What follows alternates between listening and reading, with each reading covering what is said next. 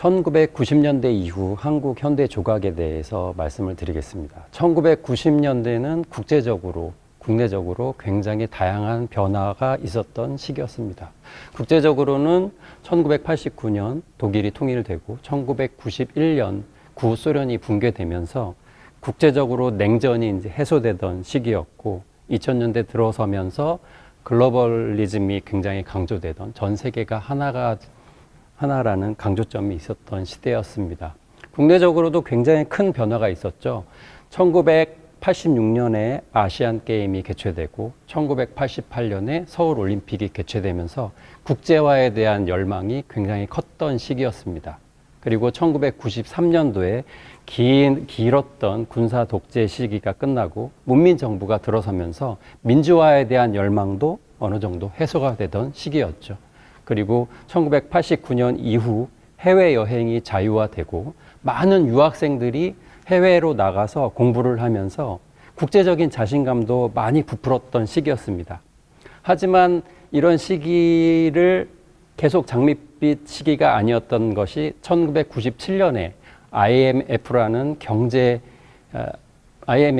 시기를 맞이하면서 굉장히 경제적으로, 사회적으로 다시금 깊은 수렁에 빠졌던 시기였습니다. 아이러니하게도 미술계에서는 1997년 IMF 이후에 해외로 유학 갔던 유학생들이 대거 유입이 되면서 오히려 굉장히 활기찬 미술의 경향이 실험이 되던 그런 시기이기도 하였습니다.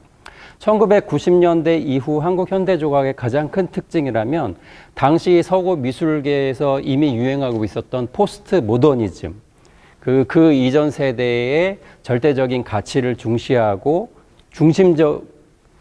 서구의 백인 남성 위주의 굉장히 이성적인 가치, 발전적인 가치, 절대적인 미의 기준을 중시하고 형식적인 면에서 굉장히 중시하던 모더니즘이 해체되고 굉장한 다양성과 그 전까지 수면에 떠오르지 않았던 타자에 대한 존중, 그리고 비서구권, 그리고 백인 남성이 아닌 여성, 그리고 유색인종, 흑인 등 이런 개별성과 다양성이 중시되었던 포스트 모더니즘의 경향이 국내에도 굉장히 많이 영향을 주게 됩니다.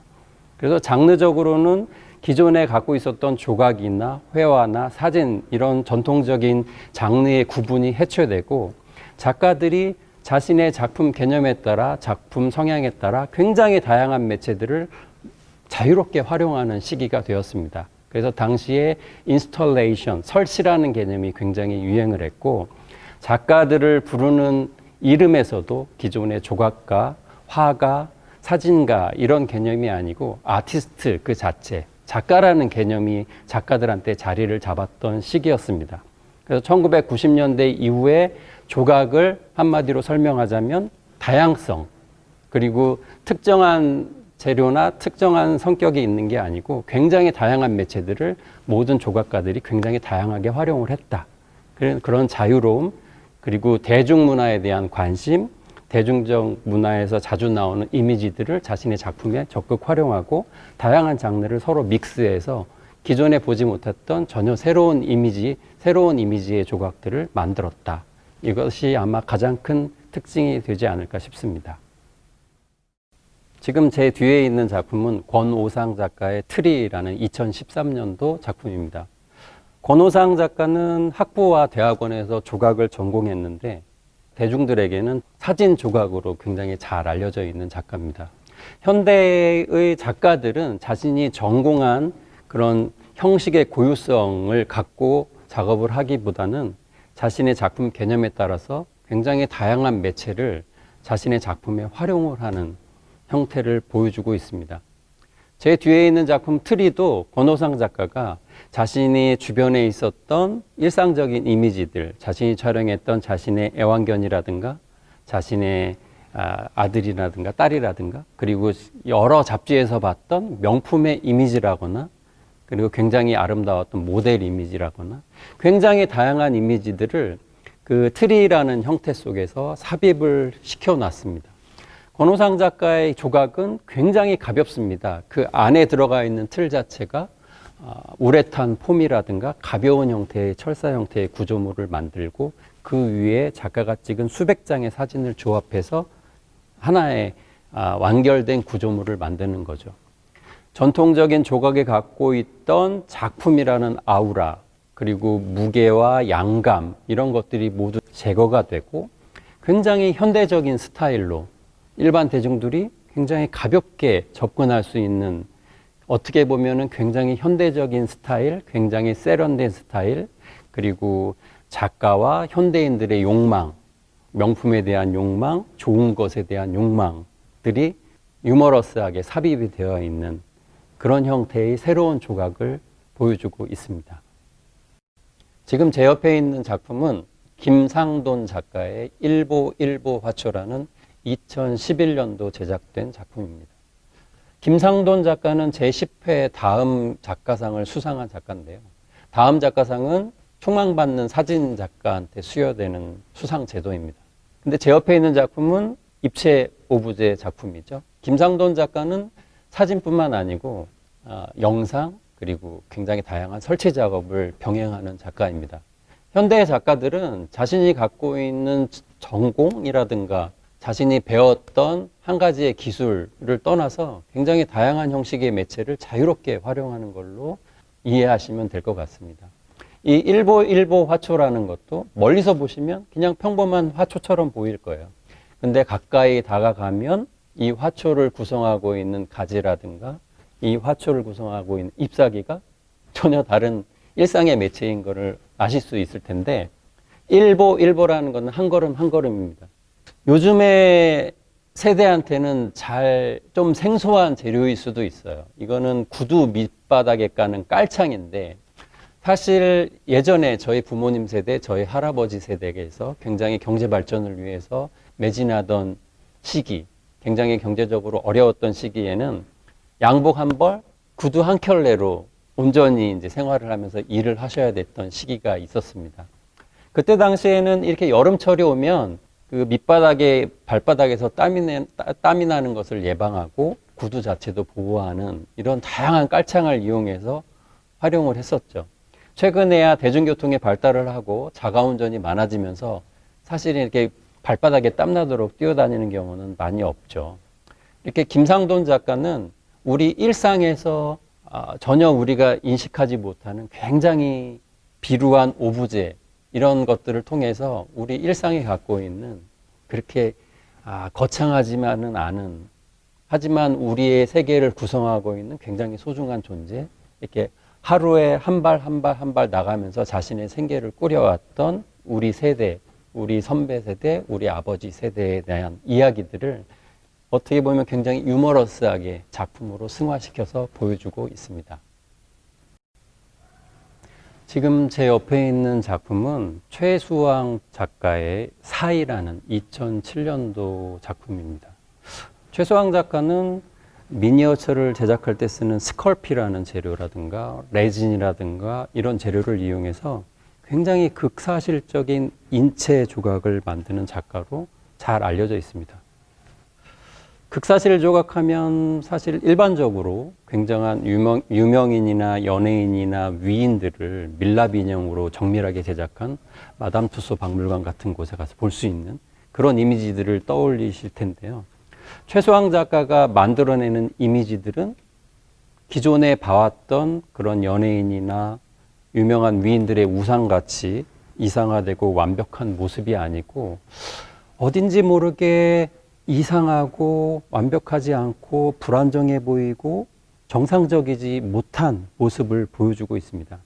이 사이라는 제목에서 알 수 있듯이 정상과 비정상, 완벽함과 불완전함, 그리고 다름과 틀림의 차이에 대해서 작가는 얘기하고 싶어 하는데요.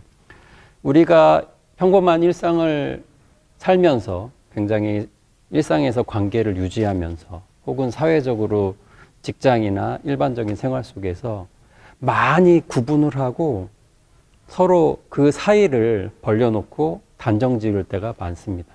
지금 제 앞에 있는 조각의 여인도 특정한 여인을 묘사해서 만든 것이 아니고 여러 사람들의 다양한 신체 부위를 조합을 해서 하나의 형태로 만들어낸 겁니다. 그래서 머리도 빡빡 깎이고 지금 손은 두 손을 맞잡고 발도 발가락이 이렇게 서로 연결되어서 굉장히 불안한 모습으로 우리한테 보여지고 있고, 이 모습을 보는 관객들은 우리가 이 인물이 굉장히 지금 정서적으로 불안한 것을 느낄 수 있죠. 그래서 일반 관객들은 최소영 작가의 작품을 보면서 우리가 일상 속에서 무의식 중에 그 정상과 비정상을 구분하고 완결되지 않은 불완전함을 이상하게 여기고 다름을 틀림으로 이해하는 우리들의 일반적인 사고에 균열을 가하고, 이 작품을 보면서 이렇게 나약한 인체, 사실은 우리 자신의 모습이 아니었나, 이렇게 다시 한번 되새김질을 할 수 있는 그런 작품을 제시를 하고 있습니다. 지금 제 뒤에 있는 작품은 정현 작가의 무제라는 작품이고 2002년에 제작된 작품입니다. 정현 작가는 2006년 국립현대미술관의 올해의 작가상에 선정이 돼서 전시도 했던 작가이기도 하고요. 국내에서 굉장히 대표적인 조각가로 잘 알려져 있습니다. 정현 작가가 주로 사용하는 작품의 재료는 철도 침목이라거나 도로를 깔 때 사용하는 아스팔트, 아스콘, 그리고 석탄 등 그 전통적인 조각에서는 잘 사용하지 않는 재료들을 사용하고 계십니다. 제 뒤에 있는 작품 무제라는 작품도 정현 작가가 철도 바닥에 레일로 깔리는 침목을 작품으로 활용한 것입니다. 정현 작가는 자신의 작품 세계에서 인간이라는, 인간의 본질, 인간의 실존에 대해서 굉장히 깊은 고민과 사색을 통해서 작품화하고 있는 작가이기도 합니다. 철도 침목은 수십 년의 세월 동안 그 무거운 기차가 지나가는 그 밑을 버티면서 그 침목 자체 스스로 그 기나긴 시간의 흔적을 자신의 몸에 담고 있습니다. 그래서 정현 작가는 이 철도 침목이 갖고 있는 그 시간의 역사성, 이런 것들을 자신의 작품에 적극적으로 끌어들이는데요. 지금 뒤에 보시는 것처럼 철도 침목은 일반적으로 조각에 쓰이는 굉장히 연하고 조각하기 쉬운 나무랑 틀리게 굉장히 거칠고 단단한 나무입니다. 그래서 정현 작가가 이 작품을 조각할 때는 전기톱이라든가 도끼라든가 굉장히 과격한 도구를 이용해서 나무를 갈라내고 쪼개내거든요. 그렇지만 정현 작가가 이렇게 험난한 노동을 통해서 침목에 새긴 이 이미지들을 멀리서 보게 되면 오롯이 직립하고 있는 인간의 형태가 보입니다. 작가는 침목이 갖고 있는 그런 역사, 침목이 갖고 있는 시간의 흐름, 오랜 시간 동안 역사를 만들어내는 시간의 흐름을 오롯이 간직한 인간의 몸과 이 철도 침목을 하나의 이미지로 결합을 시키게 됩니다. 역사 속에서 이 하나하나의 인간들은 마치 철도의 침목처럼 아무런 의미가 없이 굉장히 작은 역할을 하는 것 같지만, 그 작은 역할이 모이고 모여서 인간의 역사를, 이 위대한 역사를 이룩하고 있는 것임을 이 뒤에 있는 철도 침목 작품을 통해서 보여주고 있습니다.